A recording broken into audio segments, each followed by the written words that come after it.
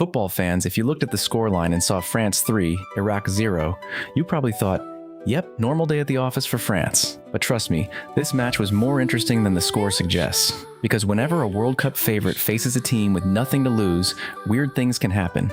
And for a while, Iraq actually made France work. Now, let's be honest. France arrived with a squad that looks like it was created in career mode. World-class attackers, world-class midfielders, world-class defenders. At this point, France probably has enough talent to enter 2 teams in the tournament. Meanwhile, Iraq came into the match carrying the hopes of millions and the classic underdog energy that football fans secretly love. Because every World Cup needs that one team that makes everyone say, imagine if they actually pull this off. And for the first 20 minutes, Iraq gave France a few uncomfortable moments. The crowd got excited, French fans got nervous, and somewhere on social media, people were already preparing France are finished tweets. Football fans are undefeated when it comes to overreacting. But then France remembered their France. The passing became quicker, the movement became sharper, and suddenly Iraq players were chasing the ball like someone had stolen it from them. The opening goal finally arrived, and you could almost hear every French fan saying, okay, now we can breathe. From that moment, the game started to feel inevitable.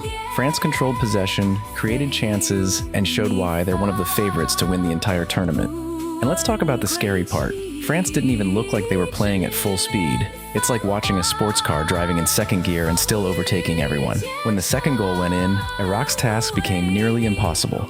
But credit to Iraq, they never stopped fighting. They kept pressing, kept tackling, and kept trying to create something. And honestly, that's all fans can ask for, because World Cups aren't only about winning. They're about representing your country and leaving everything on the pitch. France eventually added a third goal and wrapped up the victory. 3-0, professional, efficient, and slightly terrifying for the rest of the tournament.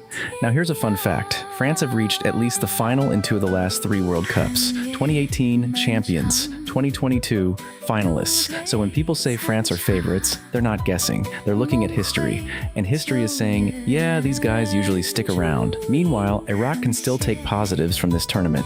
Facing a team packed with elite players is a different level of football. These are the kinds of matches that show young players what the highest level looks like. And let's be real, most teams in the world would struggle against this France side.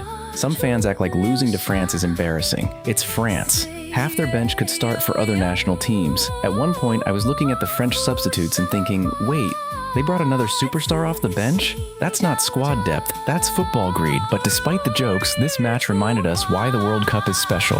A global giant, an underdog nation, different football cultures, one stage, one ball, and 90 minutes where anything feels possible.